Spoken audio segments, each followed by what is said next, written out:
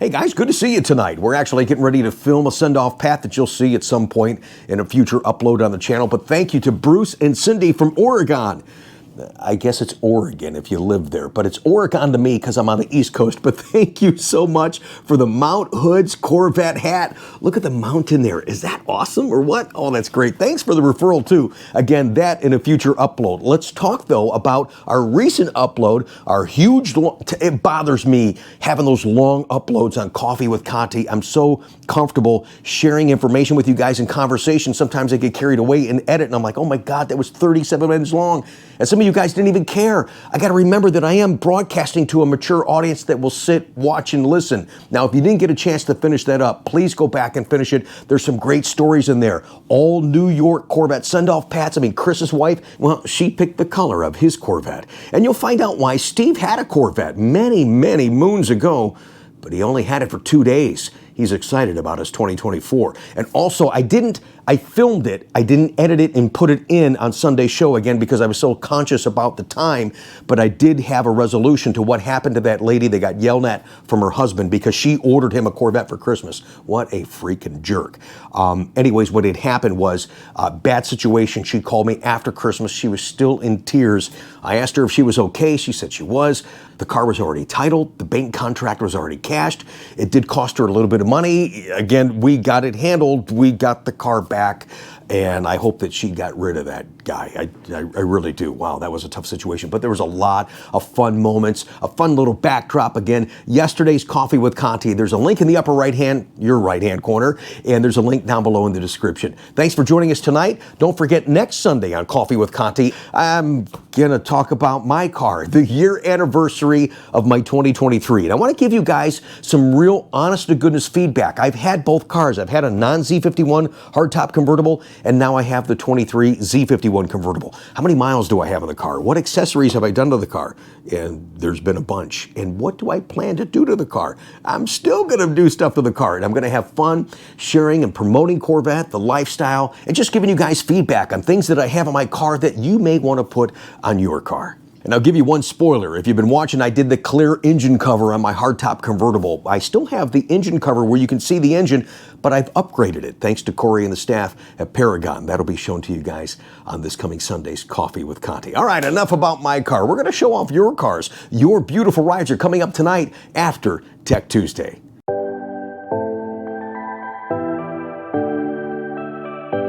Hey guys, thanks for joining us. You might remember on a recent Tech Tuesday, somebody had sent in a question. Did his dealer install this decal wrong because they cut it right here at the hood and the bumper, and then you could see the Rapid Blue underneath? This is our installer, Todd. Todd, if you saw that and the guy cut this, what would you say? Someone wanted to save about a half hour. They wanted to save about half an hour, yeah. To wrap it around. Yeah, exactly, because this tucks in here, and then this piece that'll go here, actually it'll tuck in as well. And the top tucks in. Oh, yeah, that's right, it does. That's probably got to be the... That's the factory alignment there. Yeah, they do give you a look, but that's got to be a real pain in the butt, tucking it right there at the top part by the windshield. It's another half hour. Yeah, it's another half hour. Yeah, this is not a 10-minute job, guys, but this is in process right now for our past customers. Bought several from us. Ed in Illinois. One day I'm going to get a chance to meet you, man. Shake your hand. So thank you so much.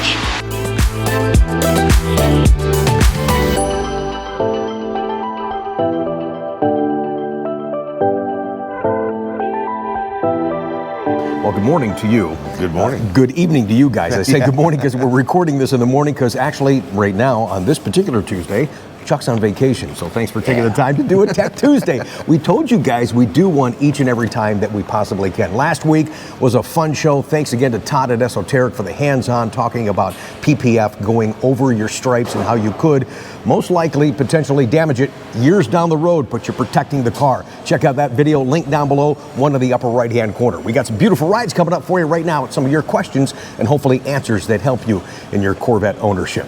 What do you got to start us off tonight, buddy? Yes, sir. This one comes from Mike. It says, hi, Rick. Love all of your Corvette content. Fantastic job. Just purchased a 24 Z06 last week, and I have 380 miles on it. Had noticed a ticking noise coming from the engine. Went to the local Chevy dealer, let the service listen to it. They knew nothing about the service bulletin, and this was not helpful. I remember some time back watching a Tech Tuesday that you guys talked about this, but cannot find it now. Please send the data from the video so to help them understand what's going on. Thank you so much. Yeah, we'll just talk about it now. Yeah, we'll talk about it. There is a bulletin out for these Z06 engines. But what you guys have to realize, though, is first of all, some of the noises in these motors are just characteristics of them, okay? They did have a small problem, a small number of Z06 motors that might have the cam carrier not centered right. So the bulletin that I'm talking about talks about you just loosen them up and retorque them. The problem is, if it's a driver's side, it can be done in the car. If it's a passenger side, you got to drop the motor and transaxle out of the car to do it. So, and to even get GM to approve this repair, you have to use a special tool they call a picoscope. Right. And you have to get a reading and then send the data file to General Motors. They listen to it, look at it, decide whether it's bad enough to even warrant a repair. So. You had one. The guy just took delivery. Yep. He was concerned, brought it in. You had to send the audio file to GM, and they told you what? They told me it was within the reasonable specs, so no repair warranted. So just a characteristic of the engine. Just a characteristic of the engine. All right. Thanks for watching, Ike, and enjoy your freaking Z06, man. I appreciate that. And remember, we hear a lot of that now, more so because the motor's right here behind us. Yes. Rather than out in front of us. So. And that's a big boy back there too. Yeah, that's a big boy. Yes, it is. This one comes from James. It looks like there's two questions here. One's about wheel spacers and the other one's about the carpeting inside a C8. I'm a new C8 owner and I recently discovered your Tech Tuesday. Thanks for joining us. I'm in Texas, and as they say down here, y'all are spectacular. Appreciate that, y'all. Yeah, I got two questions. You probably already addressed this. One is, what are your thoughts on wheel spacers? I like the idea of making the wheels flush with the fenders. However, there seems to be conflicting information on these. You've done a couple. Yeah, I've done a couple. The ones I've found, I had to grind the factory studs, because if you look at them, you know, there's probably this much of the stud that's just a nub before the threads start. Well, the problem is those wheel spacers don't allow enough space in there, so I had to actually grind part of that nub down to get the wheel spacer to fit. Yeah, they got to fit flush. Yeah. But I talked it over with the customer, told him what I had to do. He's like, yeah, I want them. So, I mean, it's if you want them, I suggest or tell you, put them on. Do you think there's any handling implications from doing those? In your opinion? Just opinion. In my opinion, you know, I've never really been a real big fan of wheel spacers, just simply because you're stretching it out further than what it was supposed to be. But, I mean... Well, the aftermarket wheels I've got on my car are Z06 replica wheels. Right. And a lot of people are asking me, hey, did you put wheel spacers on your car? They actually have a different offset. They don't come out quite as far as what he's asking and wanting, but they do come out a little bit, and it feels fine. But I don't have spacers on there, but the offset did give me a little push out towards the edge of the fender. I mean, it could not cause an issue, may not cause an issue. Like I said, I've just never been a big fan of wheel spacers. So. And again, because I'm just not well versed in wheel spacers, my first concern would be, if they're flush, if they're installed and secured, and do you drive on the track with those? It's like, I don't know about that deal. All right, here's the second part of his question. Thank you, James, for watching the channel down in Texas. I'm having issues with my carpeting inside my C8 coming out of the console area. It's kind of dropping down. Should I address this myself or take it into the dealership? You've done a couple of these. Well, yeah, I mean, if it's a new car still under warranty, I'd take it to the dealer. The problem is the carpet was probably cut a little short. When they cut the carpet to fit the car, I've actually had to replace the whole carpet in the passenger side for that issue. Yep. So you've had to do it up down in the footwell area as well as behind the seat area and the B-pillar area. Yep. A couple of times. Yeah, a couple times. So yeah, it's just the carpet wasn't cut right when it. So yeah, take it to the dealer, man. Thanks for watching. Yeah. All right, this one comes from Dave. It says, hey, Rick and Chuck, I have a 19 C7 Stingray. I see it doesn't have a sway bar. Would you recommend this? I don't track the car, but I do spirited driving, not racing. Yeah, I mean, the Stingrays, everything's there to add a sway bar if you would like, but no, the Stingrays didn't come. You'll have to buy the sway bar links, the sway bar, and the bracketry to hold the sway bar in place. But the stuff in the cradle is there if you want to add it. Yeah, and it'll cut out a little bit of this. Now, if it's a Z51, it'll have a sway bar. Right. If it's a Grand Sport or a Z06, it already has the sway bars as well. Right. Okay. But the Stingrays, they just didn't come with the sway bars. Yeah, so yeah, maybe tighten it up a little bit, and I guess, like Chuck said, you can add it, and if you didn't like it, how it handled when you put it on, then just take it back off. Sure. Here's one, says, Corvette Conti, I remember seeing a video where you and Chuckles, you weren't called Father Chuck, you're Chuckles now, all right? Okay. You're a candy. Regarding the silver heat shield that looks like ass in the rear of a C8 Corvette. Now seeing it, it chaps my ass. Is this a big job blacking it out? I mean, it's not a super big job, but it is kind of involved, yeah. Yeah, you got to actually take the wheel off. You just want to kind of point where we got to do that. And we don't have one in the air, but it'll give you an idea. Right. So what he's talking about is blacking this area out right here. Well, you can't get to none of this, and you got to take the wheel off. Okay. You got to take the splash guard off. You got to take the inner fender well out so you can get to that silver part that's actually in there, and then the black cover piece goes on it. Right. Once you see it, you can't unsee it. Right. So the chrome piece back in there, the black piece covers it. And I strongly recommend you guys get some what we use is 3M adhesive promoter. Okay. To put on that before you try to stick it, because if you just peel it and stick it, it's probably not going to hold all that well. Like I said, I use a 3M adhesive promoter, so I get good adhesion to that. Yeah, I got the one that was put on my car from Corsa Performance, so it actually is a heat shield blocker, what it was intended for, but I also really just did it for aesthetics, so I got a win-win in that situation. Right. But when I put yours on, like I said, I used adhesive promoter. Okay, so she ain't going anywhere. Yeah.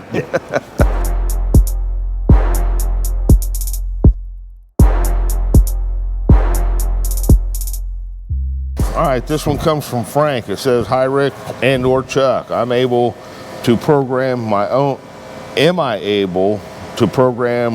third key fob, or does it need to be done at the dealership? This is for a C8 Corvette too. Yes. I know it has to be cut, but I'm just referring to the programming of the fob. I looked in SI, it doesn't give you an option to do it without having either SPS programming or something like that, GDS, so I doubt you can do it at home. You're probably going to have to take it to the dealer. Yeah, the C8s are much more complicated. I remember many generations ago, C4, you could program a key fob. I can't remember if you could do it on C5. I thought you could. But as we get more tech, it requires more stuff done here at the dealership to have that done correctly. So everything's communicating. And so you don't block something else from communicating with the car, and then all of a sudden you create more of a problem than what you intended. Right. How many more you got there? I got one more. I got one more too. All right. This one comes from Brian. Kind of an order question. We talk about that too on Tech Tuesday. Thanks for that, guys. Kind of a good question too. I get this a lot in regards to the combo override. He says, Rick and Chuck, watching one of your recent videos about back out orders, you had mentioned the term combo override.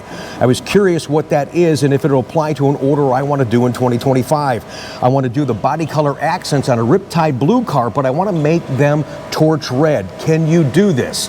Well, you can't do that on the GM order. The combo override allows you, number one, not to change packages. You couldn't say, I want to order a 2LT and take some 3LT items and put it on there and just pay the difference. No, you got to do that in the 3LT. They allow you different colors as far as inside, outside. Example being, if you wanted red with Riptide blue on the interior, if you wanted red with a yellow, that kind of stuff. You can't really change packages with another package. If you really want to do this and have that accent, you're going to have to take it to a delership. You got to take the door panel off, take that whole body blade out. I call it a body blade, the door handle, if you will. Take that out, take it to a body shop and have them painted it if you actually want to have that torch red. Yeah. Okay. Thanks for watching. Appreciate that. All right, this one comes from Scott. It says, yesterday it was almost 70 degrees outside. Took my 2023 Stingray for a ride. It's been sitting for 2 months. When I turned on the car and checked the pressure, I got TPMS error. It says must relearn. Have you heard of this happening before? Do I need to buy a TPS sensor relearn tool? There's a thing in the car that you can do that for the tire sensors, not the fobs for the tire sensors, but yeah, but you still have to have a tool to learn them. Okay. But inside the car, all you're doing is putting the car in learn mode, and then you have to have a tool that sends the signal. Yeah. Okay, right. So it's not really for us as consumers. He said he found one on Amazon for $8. I don't know if it'll work or not. Usually, if you just take it out and drive it for so long, usually they automatically relearn. Oh, okay. That's a nice tip. So Yeah, try that. If not, take it to the dealership, and it shouldn't take them that long to just sync them back up to the car. Yep. All right.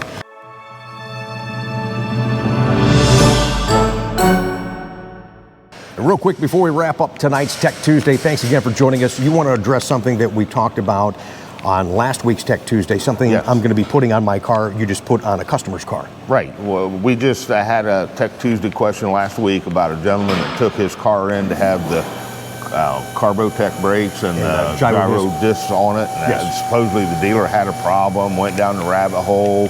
I don't know what happened. I can just tell you I had a customer's car in this past week, and I put a set on, complete set, rotors, pads, everything. Didn't have issue one with it, so. Yeah, it sounds like you said the guy didn't disconnect the battery or something like that. Something happened. Or air got in the line or something of that nature. I don't know why, like I said, they was bleeding the brakes or whatever, but I'm just telling you, don't be afraid of those brakes. If somebody knows what they're doing, puts them on, it can be put on, no problem. So. I'm excited for those brakes. When you get back from vacation, I'll have mine from Paragon. We're going to put them on, and we'll do a whole video on that, as well as a video with Corey at Paragon talking about the two different brakes, one for the street to cut down on that freaking brake dust, and one for the track. So thanks again, guys. Trunk in the front. Wow. Thanks again for joining us on your vacation. You going anywhere special for vacation, or just you and the dog on the couch? Just me and the dog on the couch. Doing some cooking? Yeah, oh yeah. Yeah, all right. You got to bring some of those leftovers in, that's all I'm saying. Yeah. Love talking about your cars. I love showing off your cars. Don't go anywhere. What do we got for them, Chuck? Your beautiful ride. Thanks for watching, guys. There's something about getting home, putting your car in park, and sitting in your car and just chilling out. You know, I don't know if it's because the car is so insulated and it's so nice and quiet in here, but there's just something about sitting in your car and just chillaxing after you get home. Am I right or am I right?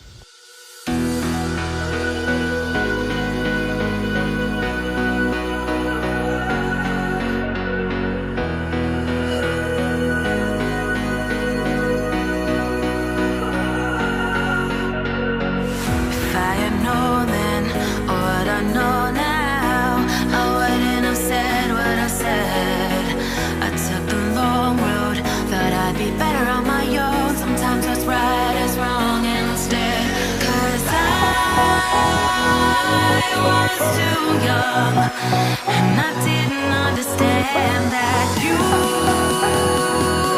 were the one, and I can't wait to see you